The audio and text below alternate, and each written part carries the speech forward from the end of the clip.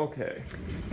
So, if I could have you just say your name and tell us who you are. My name is Barb Endel. I'm the executive director of an organization called Tomorrow's Hope. Okay, Barb. Could you tell me, how did you first get involved with volunteering and Tomorrow's Hope in general? Well, it was a multi-step process for me. I grew up watching my parents give. They belonged to an organization called St. Vincent de Paul, so that was always a part of my life. Their giving at church was always a part of my life, so I grew up with that.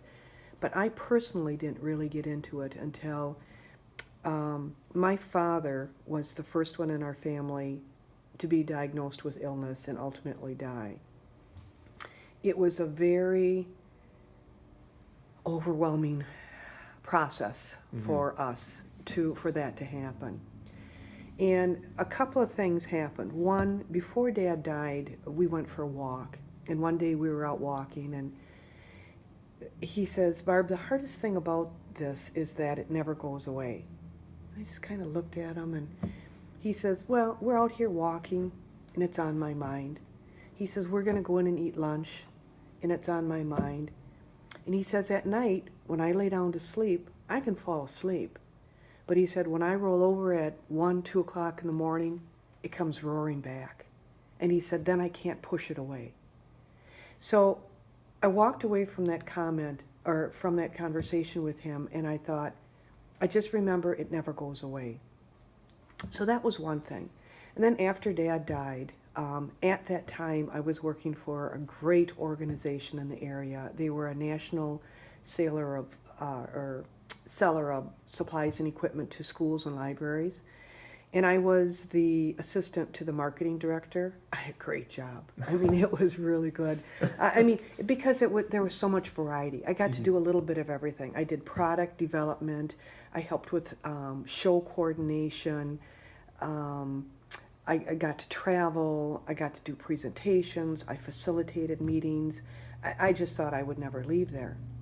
But after Dad died, and it was years after he died, I remembered going to meetings, and I was sitting in the same meetings I had sat in before, where we're talking about prospective jobs and bids we were working on, and the bottom line, and book trucks, and shelving.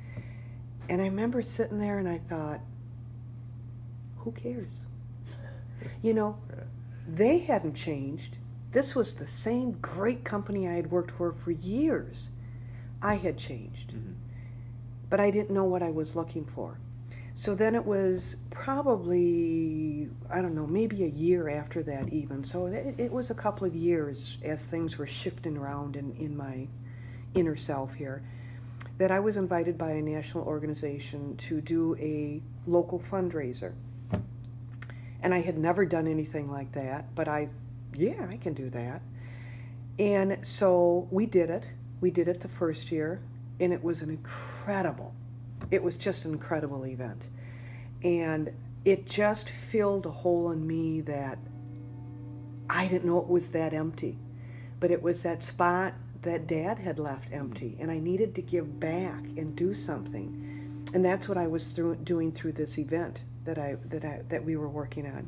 And we had a great group of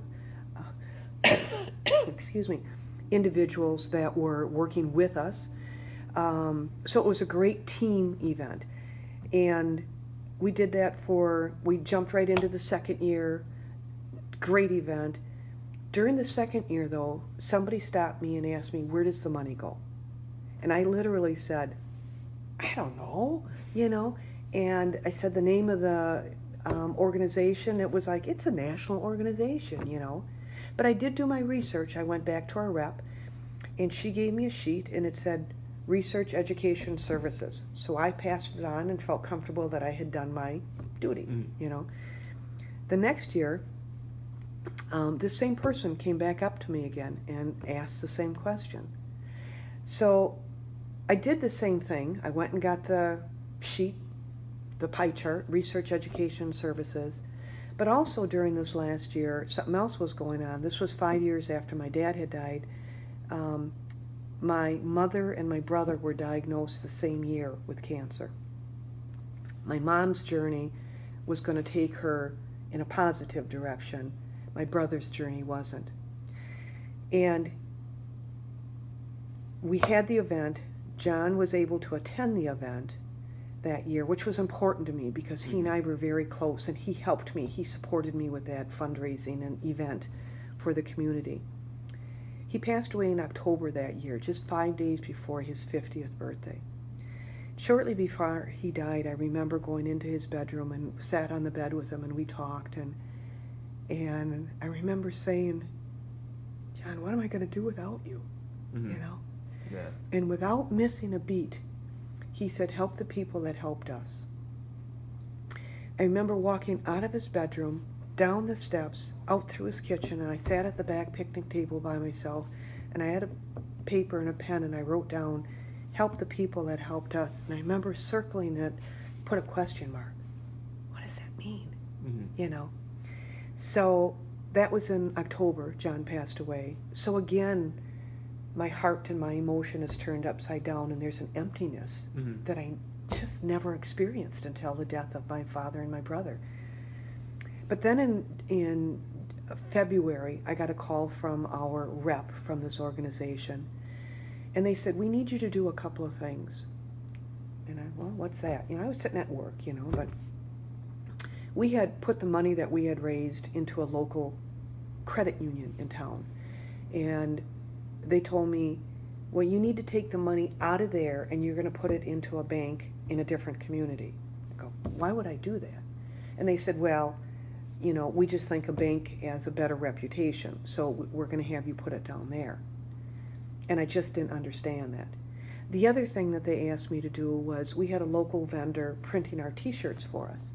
And they said, we need you to get your order to us a month earlier, and we're going to print the t-shirts. And I go, why would I do that? And they said, because we have somebody that's going to print all the t-shirts for the state of Wisconsin, for these events in the state of Wisconsin. Excuse me. And anybody that does a business, you understand the more you do, the cheaper it is. So I got it. But when you've been hit by something and you're just kind of beat up, you kind of pick your battles. Mm-hmm. And I remember sitting there and didn't get angry, didn't get anything, but I remember just saying to her, I'm done. And she says, oh, you have to go? And I says, no, I'm done. She goes, well, what do you mean?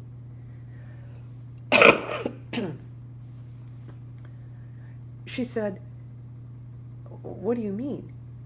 And I said, what you're asking me to do is to go to the local business people that have supported us for these past 3 years.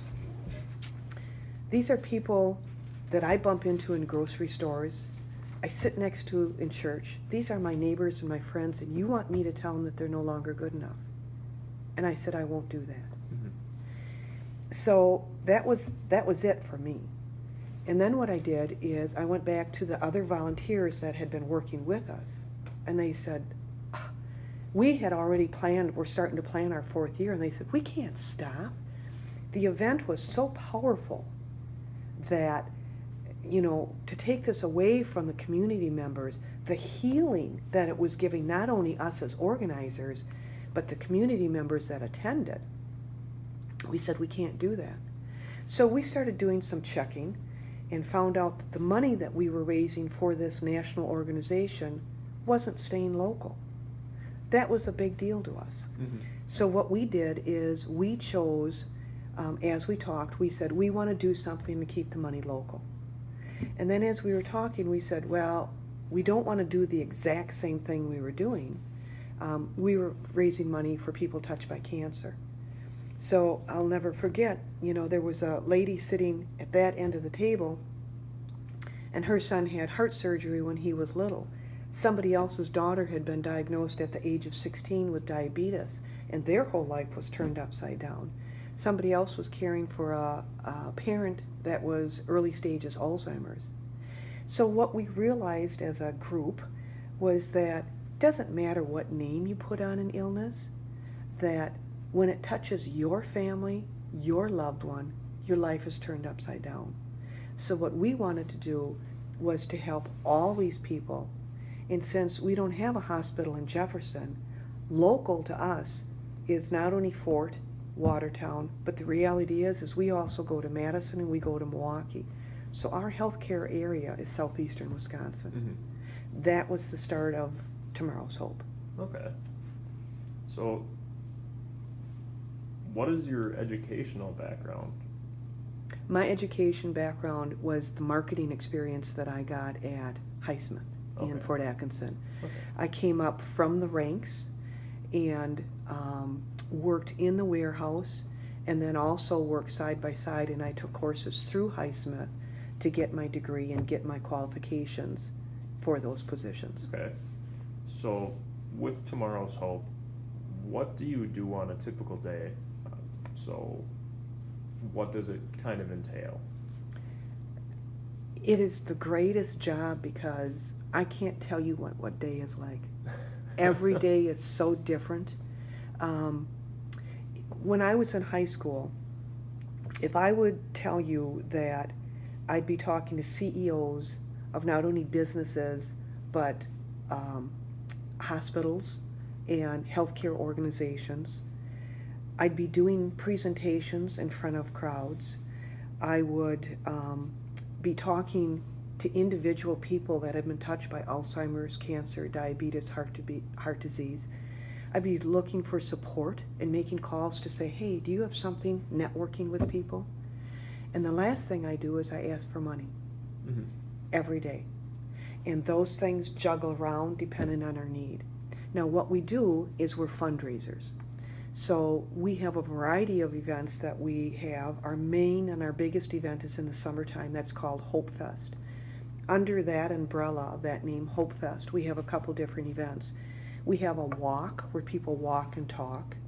We have a ride with a buddy, which is a motorcycle classic car ride.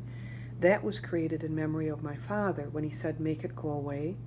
So it's creating a memory, allowing somebody that's never gotten on the back of a motorcycle or in a fancy car to get in these vehicles, go in a group ride, and go for this long leisurely ride throughout Jefferson County and forget for a moment in time the challenges they face. We have a nightlight bicycle ride. We have a Dirty Fit on Kids Fit, which is mud runs for adults and kids. We also, remember, Make It Go Away, creating moments and memories. We have human foosball, and we have toilet bowl races. So our goal when we create event is always thinking about the people that we're doing it for and the families, because it's not just the individual touched by illness, but their families. Doing whatever we can to create moments and memories so that to give them something to think about and remember. Okay.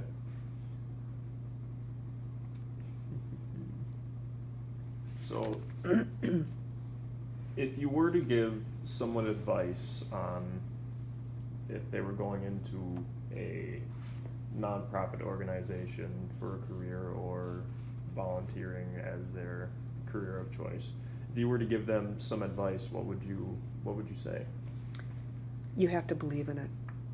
If you don't believe in their mission, if you don't believe, that's their product, their mission to make a difference in somebody's life. If you don't believe in that with your heart and soul, you aren't going to be able to sell it. Mm-hmm. That's like if you were out on the street and you're selling retail someplace. If you don't like the product you're selling, you aren't going to be a good salesperson. If you believe in this with your heart, it just opens an entire door for you. So you have to believe in what you're doing. Okay. And I mean, my last question is, if anyone would like to contact you, how would they, or if they would like to get involved with Tomorrow's Hope or would just like more information, how would they be able to reach you? I would love to talk to somebody about Tomorrow's Hope. My email address is barb.endel@tomorrowshope.org, and our phone number is 920-674-8967. Okay. Well, Barb, thank you for letting me interview you. It's always a pleasure. It's my pleasure too. Thank you.